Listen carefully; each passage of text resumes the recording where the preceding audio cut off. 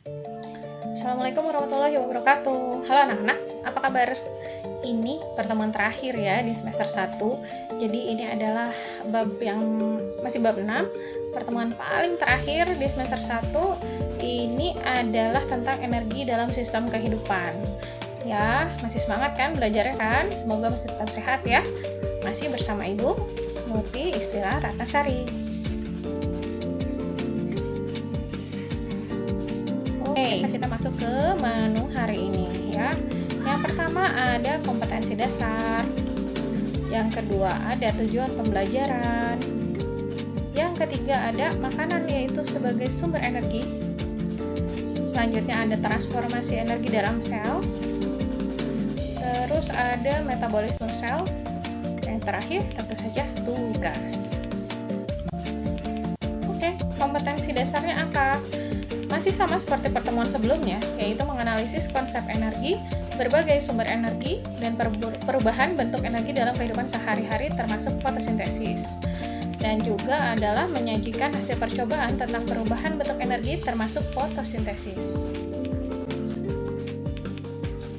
Nah, selanjutnya tujuan pembelajarannya itu adalah setelah selesai pembelajaran, kamu diharapkan dapat menganalisis perubahan bentuk energi yang terjadi pada proses fotosintesis dengan benar. Selanjutnya memilih makanan sumber energi dengan benar. Dan yang terakhir adalah menemukan perubahan bentuk energi dalam metabolisme sel dengan tepat. Oke, nah sekarang kita bahas ya. Yang pertama adalah makanan sebagai sumber energi. Kita lihat contohnya. Nah, yang seperti ini. Mungkin kalian semua udah tahu ya bahwa makanan itu mengandung energi kimia. Nah, senyawa-senyawa yang berperan sebagai sumber energi itu ada 3. Yang pertama itu adalah karbohidrat. Nah, kalau kita lihat di sini ya ada roti, ada beras, atau biasa kita makan pakai nasi ya, ada pasta, ada kentang, biasanya juga ada jagung dan lain-lain. Itu adalah makanan-makanan yang banyak mengandung karbohidrat. Dan karbohidrat ini menghasilkan energi, bahkan fungsinya adalah sebagai sumber energi utama yang ternyata 1 gramnya itu setara dengan 4 kilokalori. Gitu. Selanjutnya ada apa lagi? Oke, kalau kita lihat di sini ya ada daging, ada mungkin santan susu ya, terus udah gitu ada alpukat, ada kacang-kacangan. Nah, kita pasti tahu di sini ini adalah protein, ya. Protein ini dia juga adalah sumber energi dan ternyata dia menghasilkan energi yang sama dengan karbohidrat, yaitu 1 gramnya setara dengan 4 kilokalori. Hanya saja bedanya apa? Kalau karbohidrat itu adalah sumber energi utama, jadi dia langsung diolah begitu makanannya masuk, ya kita beraktivitas itu langsung diolah. Nah, sedangkan kalau protein itu fungsi utamanya bukan sebagai sumber energi utama, jadi dia itu untuk pertumbuhan, untuk pengganti sel-sel yang rusak, ya. Dan kalian ini lagi dalam masa pertumbuhan, ini penting sekali untuk mengkonsumsi banyak protein.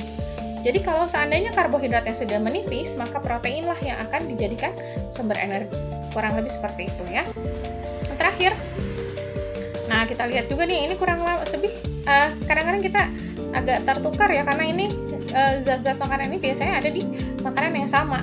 Biasanya makanan yang mengandung protein juga banyaknya mengandung lemak ya. Nah, kalau kita lihat di sini, lemak ini 1 gramnya setara dengan 9 kilokalori. Nah, dia itu paling banyak ya, menghasilkan energinya paling banyak. Hanya dia itu bukan sumber energi utama, sehingga dia itu banyaknya digunakan sebagai cadangan energi untuk menjaga tubuh kita tetap hangat ya, untuk pelindung organ-organ yang penting. Seperti itu fungsi lemak. Kita kita tetap butuh lemak. Hanya saja ketika kita mengkonsumsi banyak karbohidrat itu akan tersisa dan akan disimpan dalam bentuk lemak gitu. Nah, kalau kita makan lemak dalam jumlah yang banyak juga, maka itu akan disimpan juga dalam bentuk lemak lagi, sehingga semuanya jadi cadangan energi kalau kita tidak beraktivitas dengan banyak gitu ya. Pada akhirnya ketika mengkonsumsi 3 zat ini secara berlebihan dan tidak beraktivitas, terjadi penumpukan di dalam tubuh, maka terjadilah kenaikan berat badan. Kurang lebih seperti itu. Jadi tetap kita butuh 3-tiganya ini, tapi dengan komposisi yang tepat ya. Nanti kamu akan lebih banyak belajar tentang zat-zat makanan ini ketika di kelas 8 tentang sistem pencernaan. Selanjutnya kita lihat. Nah, karbohidrat itu kan sudah pasti sebagai sumber energi utama ya. Pencernaannya seperti apa? Nah, kurang lebih seperti ini. Pertama dimakan, otomatis dikunyah oleh mulut. Dan itu bercampur dengan air liur. Nah, di sini di air liur ini ada yang kita sebut sebagai enzim petialin atau amilase. Nah, dia itu akan merubah amilum menjadi glukosa. Amilase merubah amilum menjadi glukosa. Amilum itu adalah nama lain karbohidrat ya. Dan glukosa itu adalah pecahan-pecahan kecil dari karbohidrat. Nah, nanti terus ini gue akan ceritakan singkat aja. Dia akan terus dicerna ke dalam tubuh ya. Pada akhirnya, ketika sudah menjadi bagian-bagian yang kecil yaitu glukosa, dia akan menghasilkan energi. Ya, kalau pengen lebih jauh lagi belajar tentang ini, nanti kamu di kelas 8 akan belajar tentang sistem pencernaan. Kita lanjut ya. Selanjutnya tadi karbohidrat sudah, berarti kita masuk ke protein. Nah, protein itu kurang lebih juga sama seperti ini ya. Jadi pencernaan itu dilakukan dengan dua cara, yaitu mekanik dan juga kimiawi. Mekanik itu dengan organ tubuh ya, seperti gigi itu memecah, memotong-motong gitu ya, yang tadinya besar ukurannya jadi kecil. Nah, sedangkan kimiawi itu menguraikan yang awalnya kompleks senyawanya diuraikan menjadi senyawa yang lebih sederhana. Ya, jadi sama intinya. Jadi semuanya itu kena enzim. Nah, ketika kena enzim itu dia akan berubah menjadi molekul-molekul atau partikel-partikel yang lebih sederhana. Makanya di sini ketika molekul protein bertemu dengan enzim pepsin, ya ini terjadinya di lambung, protein itu dipecah menjadi apa? Menjadi pepton. Gitu. Nanti ketika sudah jadi pepton, masih harus dipecah lagi nih di pankreas ya, dengan enzim apa? Tripsin. Akan menjadi apa? Asam amino. Nah, ketika sudah jadi asam amino ini, baru protein tersebut dapat dimanfaatkan tubuh sebagai pendukung pertumbuhan, sebagai pengganti sel-sel yang rusak, dan pada akhirnya adalah sebagai sumber energi juga. Ya. Kita lanjut. Yang terakhir adalah pencernaan lemak. Nah, seperti apa cara pencernaan lemak? Nah, kurang lebih sama ya seperti tadi ya. Intinya adalah setiap makanan yang diuraikan itu pasti bertemu dengan enzim. Ya, enzim ini adalah suatu senyawa yang dapat menguraikan zat menjadi lebih sederhana. Zat makanan kalau di sini ya. Nah, lemak itu dia itu dicernanya itu adalah oleh enzim lipase. Ya. Jadi lemak itu akan dicerna oleh enzim lipase, diuraikan menjadi asam lemak dan juga gliserol. Nah, ketika sudah berubah menjadi asam lemak dan gliserol, maka dia dapat berfungsi untuk tubuh kita, gitu ya. Sudah sederhana, bentuk paling sederhana itu dapat difungsikan oleh tubuh kita. Ya, yang tadi sebagai penjaga suhu tubuh, sebagai pelindung organ-organ yang rentan, dan juga ya terutama terakhirnya itu pasti akan digunakan sebagai energi juga.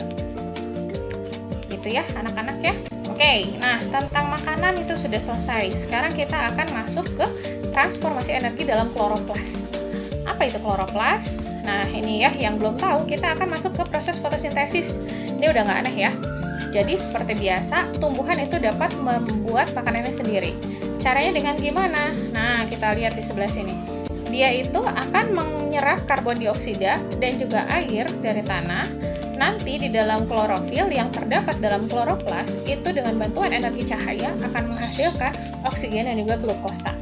Oksigen itu yang dapat kita hirup dan glukosa itu adalah bahan makanannya. Nah, sebelah kanan kita lihat di gambar ini, di tempat fotosintesis itu ada di mana? Jadi di dalam jaringan palisade atau jaringan spons itu terdapat sejumlah kloroplas yang mengandung zat hijau daun atau klorofil. Gitu ya. Jadi dalam kloroplas itu baru ada klorofil. Kloroplas itu ada di dalam sel. Jadi ini kecil sekali, ukurannya kecil sekali. Hanya karena banyak jadi terlihat dari luar warnanya hijau. Seperti itu. Ya. Nah, kalau kita lihat reaksi fotosintesis itu seperti apa? Nah, CO2 atau karbon dioksida ditambah H2O atau air itu akan menghasilkan glukosa, yaitu C6H12O6 dan juga O2 atau oksigen. Jadi reaksi fotosintesis ini seperti ini. Terjadinya di mana? Terjadinya di dalam klorofil. Selanjutnya, pasti membutuhkan cahaya sebagai bahan bakar, dan transformasi energi yang terjadi adalah cahaya menjadi kimia. Ya, jadi reaksi fotosintesis ini membutuhkan cahaya. Kalau tidak ada cahaya, dia tidak akan berlangsung.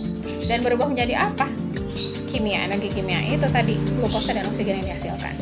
Diingat-ingat ya hal-hal penting ini ya.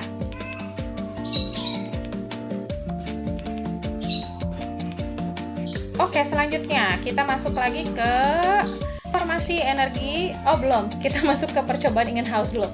Nah, kita masih ngomongin klorofil ya, dan juga ini tadi itu apa? Fotosintesis. Nah, percobaan in-house ini apa? Dia itu adalah percobaan yang menggunakan kurang lebih alat bahannya seperti ini. Jadi kita sediakan gelas kimia, sudah gitu ada corong, ada hidrilla, ada juga biasanya itu pakai tabung reaksi ya. Nanti disetting sedemikian rupa jadi seperti ini ya, dimana bagian B ini full terisi oleh air ya. Selanjutnya nanti setelah terisi oleh air ini biasanya kita jemur gitu. Karena hidrilla ini adalah tanaman, maka dia pasti melakukan fotosintesis ya.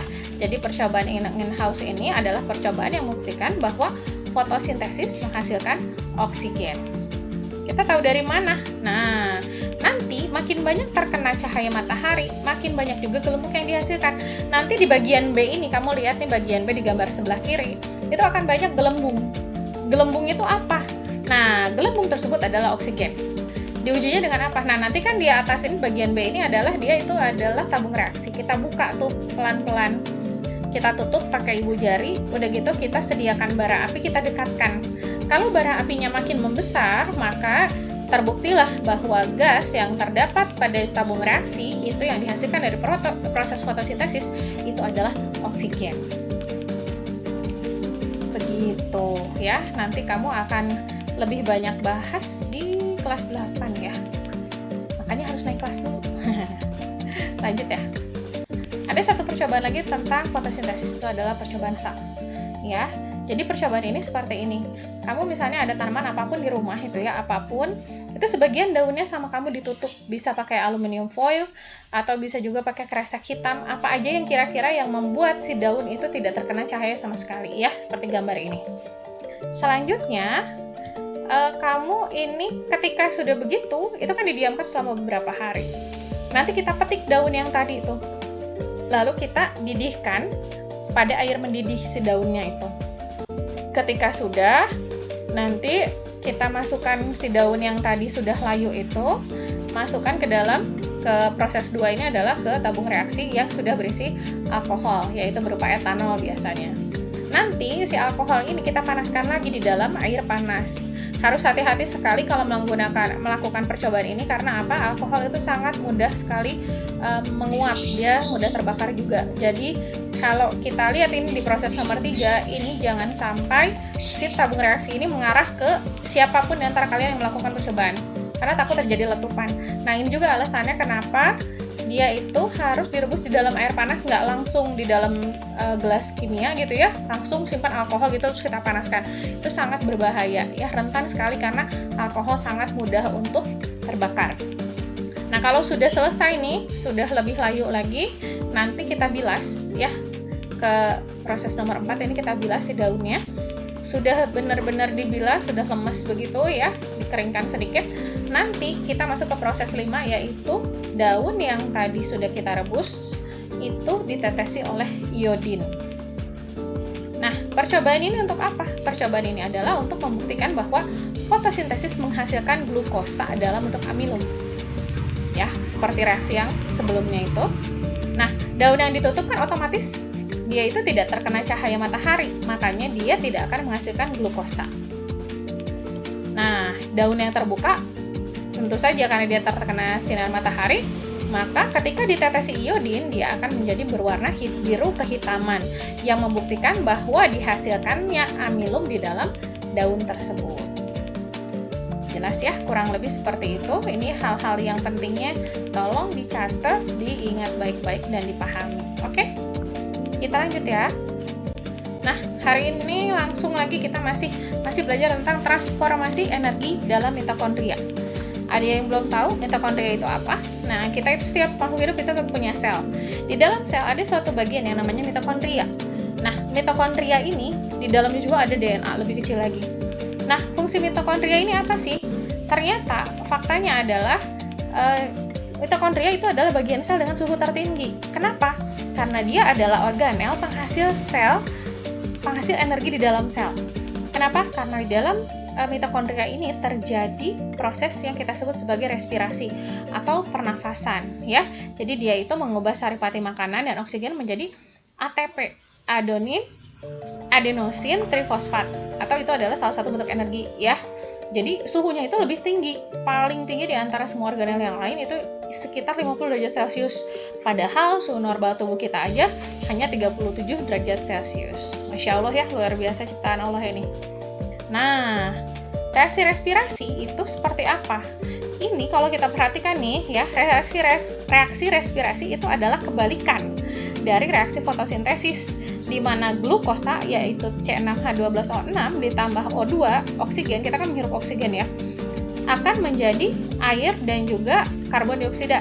Karbon dioksida itu adalah CO2 dan plus H2O-nya itu adalah air. Jadi reaksi respirasi ini kebalikan dari reaksi fotosintesis, di mana fotosintesis membutuhkan energi, kalau respirasi menghasilkan energi.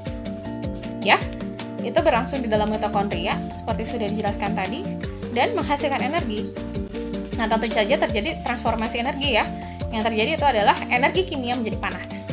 Nah, kimianya yang mana? Yaitu tadi kan glukosa sama oksigen kita hirup. Kita nggak kerasa ya dia menghasilkan energi. Tahu-tahu kita berenergi aja kan habis makan gitu ya. Makan harus sambil nafas, bener kan? Ya, nafas juga harus disertai dengan makan. Karena kalau manusia atau makhluk hidup apapun ketika makan aja nggak nafas, ya nggak bisa, nggak akan bertahan hidup, ya gitu. Nafas aja nggak makan, satu saat juga tidak bisa bertahan hidup, ya. Makanya harus kedua-duanya sesuai dengan reaksi respirasi ini. Maka dihasilkanlah energi. Jangan dilupakan ini, hal-hal penting ini tolong diingat baik-baik, dipahami baik-baik.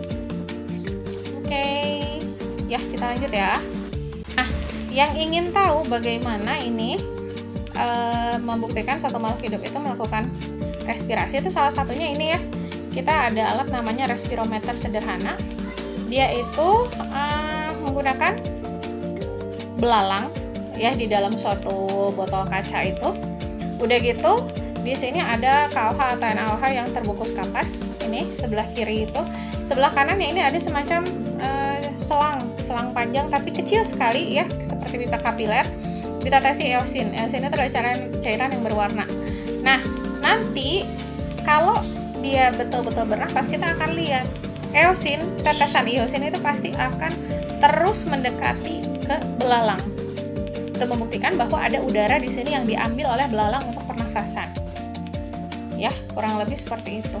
Jadi ini adalah suatu percobaan sederhana yang membuktikan bahwa makhluk hidup memang bernafas. Oke, lanjut. Selesai deh.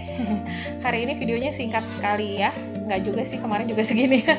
Tugasnya amat sangat gampang sekali. Kalau kamu sudah memahami video yang tadi, paparan tadi sebelumnya, ini akan sangat mudah untuk dijawab. Yang pertama itu adalah perubahan energi yang terjadi pada proses fotosintesis adalah apa menjadi apa. Dah, gampang ya. Yang kedua adalah perubahan energi yang terjadi pada proses respirasi. Tuh, tadi juga sudah dibahas ya, apa menjadi apa. Selanjutnya, fotosintesis terjadi pada apa? Ini juga gampang ya, bagian dalam sel itu. Yang terakhir adalah respirasi sel terjadi pada apa? Ini juga baru saja dibahas. Mudah ya tugasnya ya? Bisa lah ya. Sekian dulu. Terima kasih banyak sudah menyimak. Semoga bermanfaat ya. Seperti biasa ditunggu kritik dan sarannya. Dan bila ada pertanyaan silahkan DM saja Ibu di IG @nurtisila. Sampai bertemu lagi, tetap sehat, tetap semangat. Sampai ketemu lagi ya. Assalamualaikum warahmatullahi wabarakatuh.